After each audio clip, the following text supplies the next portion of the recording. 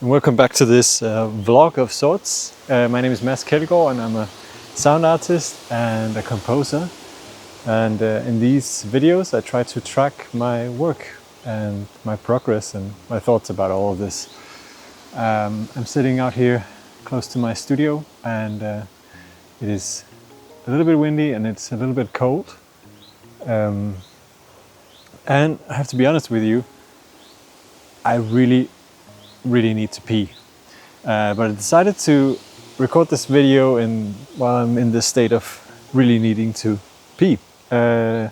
Inspired by the great Danish poet Per Højholt. He wrote a book back in the, 70s, 80s called 6512, where, as far as I understand, the poetics of the book was that every time he needed to pee, he would sit down and start writing on a poem, and then he was only allowed to write until the point where he couldn't stand it anymore and he had to go to the toilet and pee. And that would then become the end of the poem. And I guess sort of the similar situation we have here. I'm gonna record this video until I can't stand it anymore. Maybe adds a little bit of pizzazz or energy to the whole thing. So what I've been working on recently is, let me just check out my journal here. I've got a little bit of a menu here. I just finished writing an essay about my project Quiet Zone, which is this project where I've been doing field recordings in the quiet parts of, like the Quiet Zone compartments in the trains in Denmark. And I really enjoyed the process of writing this essay. I've been gathering up thoughts for a while in my notebook whenever I've been on the train. And like noticing things people do and say and think ways that I react to the way people act or to the sounds inside of this quiet zone, because the quiet zone is full of sound. So, but something special happens in there, I'd say. And I finally gathered my thoughts and all my notes and wrote an essay. Spent the past few days writing it. And it was such a pleasure to write. I sat down, I put on some rhythm and sound. It's my favorite writing music. Made some tea, and yeah, it just flowed really easily actually out of me. And it reminded me how much I love writing. It's something that I truly enjoy, gathering my thoughts and writing these essays where I can kind of like weave in and out of poetic states or like sort of philosophical thoughts and very like concrete observations. So I think the essay has turned out pretty well. I'm now finishing up the audio for the project. I'm going to edit it, and then my idea is I want to record this essay that I've written and put it on the top of the sounds. So it's kind of like, I think I'm going to call it like an audio poem. It sounds a little bit pretentious, but I think it's pretty precisely what it is. And I'm going to see if that works. So I'm going to try to narrate it as calmly as I can and put this essay that I've recorded on top of the sounds that I have recorded inside of the quiet zone that I'm talking about. So we'll see how that works, but I have a feeling it might work out well. It could be interesting to try. I think it's an interesting format where it's kind of like in between a piece of sound art and a podcast or whatever, radio program. So yeah, and this format is kind of, inspired by the great field recordist Chris Watson. Chris Watson does these programs sometimes on BBC radio where he goes out somewhere and records some sounds and then narrates on top of them, and I think it's a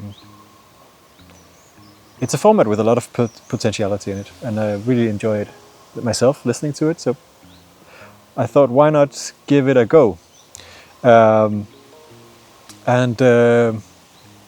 Yeah, this leads me to the next subject that I just wanted to discuss really briefly. I have this notebook here. You probably can't see it because I put the camera a little bit far away, but this notebook, well, not this notebook in particular, right now this notebook in particular, but not generally this notebook.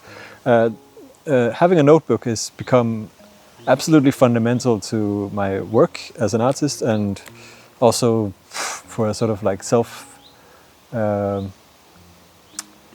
sort of self-help work, I guess. So I try to journal every day. If I make some, like if I experience something interesting, I write it down in my journal. If I hear a piece of a lyric in a song that I like, then I put it in my journal. If I experience something interesting on the train, for example, then I put it in my journal.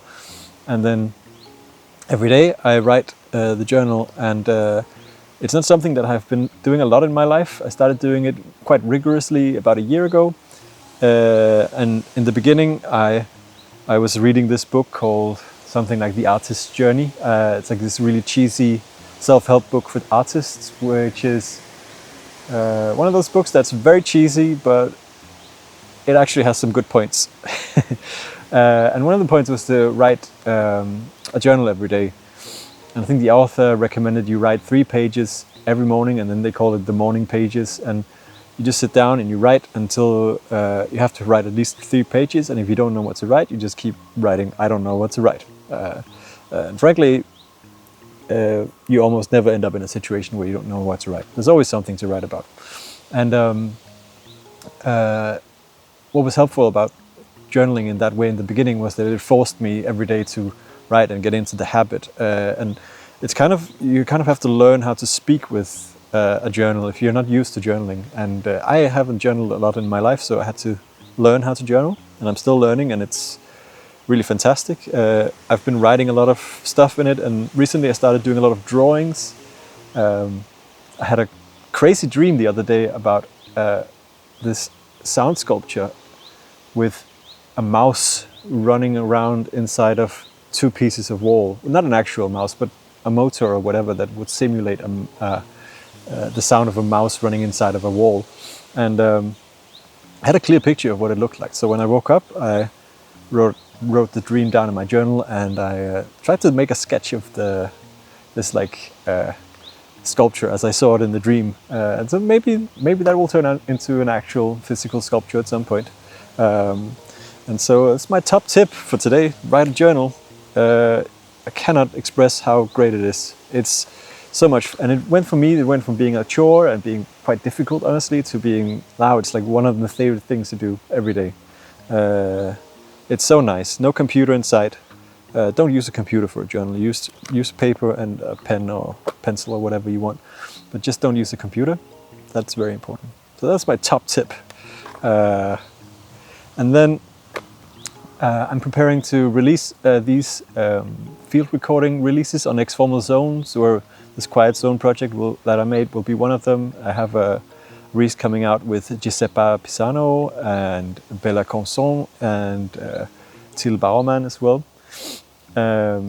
All absolutely amazing artists that are really inspiring to me. And finishing up the website and I have to finish the masters for these releases as well. I'm mastering them right now. And I think they will be absolutely fantastic. And all of these releases will kind of showcase what I have been dreaming of with X-Formal Records, this platform that I made for experimental music and sound.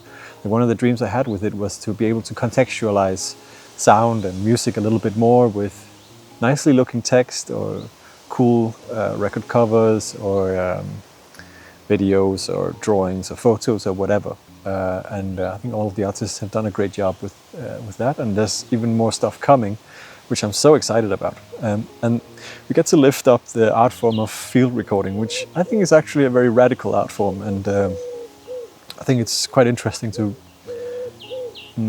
showcase it a little bit more and see what we can do with it. So that's going on right now as well. And then on the side, I'm preparing for a couple of concerts. I have a commission in Berlin in the fall for an organ piece. I'll tell you more about that later, but if you're in Berlin in the middle of September, then consider coming to this thing that I'm doing. I won't reveal it so much yet, but it's going to be fantastic. But in preparation for this, I have been developing this project or this instrument that I have been working on for years now. I've decided to call it the Harmony Exploration Instrument, or HEY. And I have honestly been taking a break these past few years from making computer music and programming instruments in this way. I've been doing it, of course, with some of my projects, but it's been quite low-key compared to what it was in the past. But with this, I started to go really deep into it again and really enjoying it. So this instrument is designed to make it possible for me to performatively explore harmonies and arpeggiations and chords by twisting knobs and playing on a little controller. And so I'm developing this instrument now with the final end goal being this organ concert in September. I'm going to use it for that composition and use it for the composition process as well. But I'm also using it now in a couple of weeks at the sort of end of May 2025, in case you're watching this in the future. We're going to play a concert with my friend Jose Orozco Mora from Mexico City, who's here visiting, and we'll play a cozy little bookstore concert at Supertime Books in Copenhagen, one of my favorite places here. And it's going to be a tiny concert, and it's going to be cozy, and it's going to be a lot of fun. And so I'm putting the final touches on this instrument, and the idea is I'm going to just perform with this and improvise a composition on the spot with it. So yeah, that's super duper exciting, honestly. I'm having a lot of fun recently. And now I think I'm at the point where I have to go to the toilet. But before I do that, I have to say, if you have any questions, you can put them in the comments below, or you can send me an email or write me a message on social media, and I'll try to include it in the future. If you want to keep up, you can subscribe to this channel, or you can subscribe to my newsletter. And I got one question recently that I just remembered, which was something like, what's it like to make art using Linux and open source software? And that's a big question, and I don't fully make art using Linux. I have a Mac computer for most audio and media purposes, but here in the studio I use a Linux computer, and it's free in the sense of freedom. It's awful because it's made by a lot of amazing people, but it also breaks quite often. Yeah, it's free and it's awful and amazing at the same time. I find that with my Linux computer I focus a lot more because it's very bare bones. I've decided every single piece of software that's running on it, so it doesn't have any extraneous stuff. It doesn't have anything to distract me, so I use it quite a lot to sit here and do some writing and or like focus on designing a circuit or whatever. Yeah, nowadays you can run like a fully fledged DAW and everything, and I feel like the situation is quite nice. So if you want to try it, now is a good time to try it out. If you want to get out of the dependency hell with the major corporations governing the other operating systems. But it's also something you have to do with a mindset of this is something that is definitely going to break, and you are going to have to fix it yourself. So if you like doing that sort of stuff, or if you're not afraid of learning how, then it could be something for you. But it's not something I would recommend for everyone at the moment. So for example, today I came to the studio, I had to work on a circuit, an electronic circuit. I pull up KiCad, the program that I use for that, an amazing open source program.